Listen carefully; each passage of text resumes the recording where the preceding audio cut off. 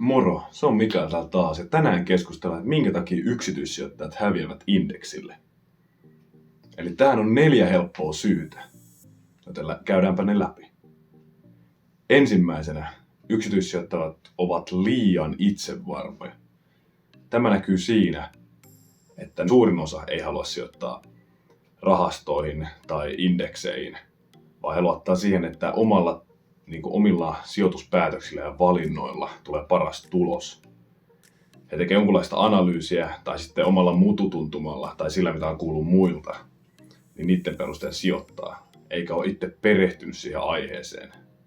Mikä näkyy siinä, että tilastojen mukaan yksityissijoittajat, niin heidän tuloksensa ja tuottonsa osakemarkkinoilla on yleensä noin 2% aina ollut matalampi kuin niiden sijoittajia, jotka on sijoittanut indeksiin.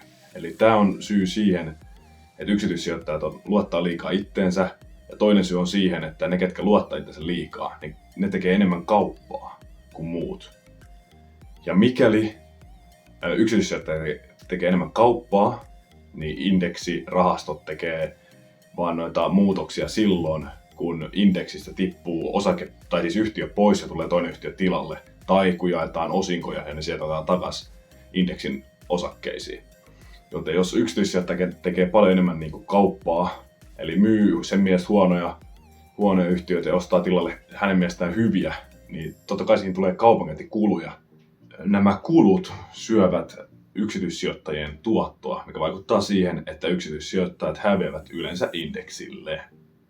Toisena on se, että yksityissijoittajat ovat arkoja tai tälleen, ne ei halua myydä yhtiöitä tai osakkeita, jotka on tappiolla. Jotenkin ihmiset pyrkii karttamaan sitä, että myydään tappiolla olevia osakkeita. Että pääsääntöisesti monet myy niitä, jotka on tuottanut hyvin, mutta jostain syystä ei haluta millään myydä näitä, jotka on tuottanut tosi huonosti. Ja jossa on oikeasti suuret tappiot, ja jotka kannattaisi realisoida, sillä on sellainen momentum, että yleensä jos yhtiö kautta osake menee alas, niin se jatkuu se alasmeno ennen kuin tulee tarpeeksi hyviä uutisia, että momentum muuttuu ylöspäin. Ja kun välttää tätä huonojen myymistä, niin siinä on koko ajan siinä huonossa yhtiössä kiinni se tietty raha, jota sä et ottanut ulos, jonka sä olisit voinut laittaa jonkin toiseen hyvään yhtiöön. Ja se tarkoittaa, että sulla on tällainen tietty vaihtoehtoiskustannus siinä, joka tuottaa pelkkää tappiota, mikäli sen yhtiön momentum on alaspäin. Eli toisin sanoen kurssit laskee tällä. Kolmantena on se, että yksityissijoittaja yleensä sijoittaa sellaisiin yhtiöihin, jotka on häntä itseään lähellä. Eli siinä näkyy se, että siinä on huono hajautus. Jostain syystä esimerkiksi suomalaiset sijoittaa hyvin paljon tällaisiin suomalaisiin yhtiöihin. Se on ihan ymmärrettävää, kun ollaan täällä Suomessa, meillä on sellainen oma kotikenttäetu. Me tunnetaan tietyt yhtiöt, me tiedetään miten ne toimii paremmin. Meillä on helpompi etsiä tietoa niistä. Mutta siinä on taas se, että se hajautus, se kansainvälinen hajautus ei ole siinä, se ei ole hyvä. Se on käytännössä, tietyissä yhtiöissä, jotka toimii kansainvälisesti, se on hyvä. Mutta pääsääntöisesti ei pitäisi sijoittaa pelkästään yhdelle alueelle, vaan pitäisi jakaa tämä oma sijoitus sillä, että osa on esim. Amerikassa, osa Suomessa, osa jossain Euroopan muissa valtioissa ja osa vaikka Aasiassa vielä.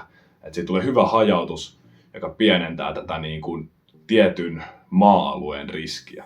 Ja neljäntenä on se, että yksityissijoittajat sijoittaa yleensä liian vähän osakemarkkinoilla. Ainakin suomalaisista näkyy siinä, että monet jostain syystä säästää paljon rahaa omalla pankkitilillään. He ei uskalla laittaa sitä tuottamaan lisää rahaa itselleen.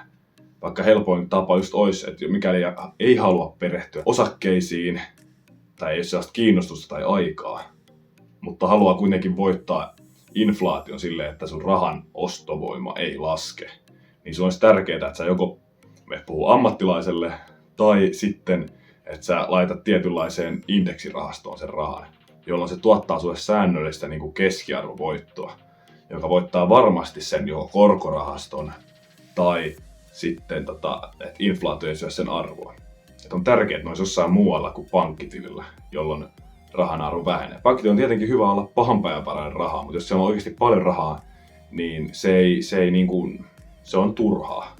Rahaa ei kannattaisi säilöä niin paljon sukan varteen, että sä et tule käyttää sitä. Vaan olisi hyvä, että raha tuottaisi rahalle lisää rahaa ja sen avulla pystyisi voittaa inflaation ja parantaa omaa tätä hyvinvointia ja taloudellista tilannetta.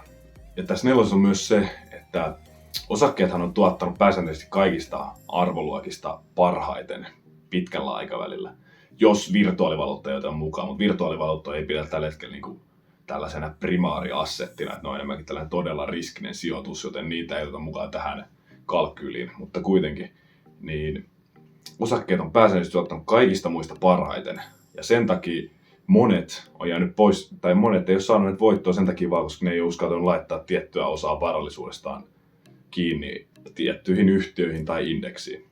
Eli pitää olla sellaista tietynlaista rohkeutta, mutta ei tyhmyyttä. Eli tekee hyvän tutkimuksen yhtiöstä tai antaa asiantuntijoiden auttaa sijoituksessa, jolloin saa kasvatettua omaa varallisuutta.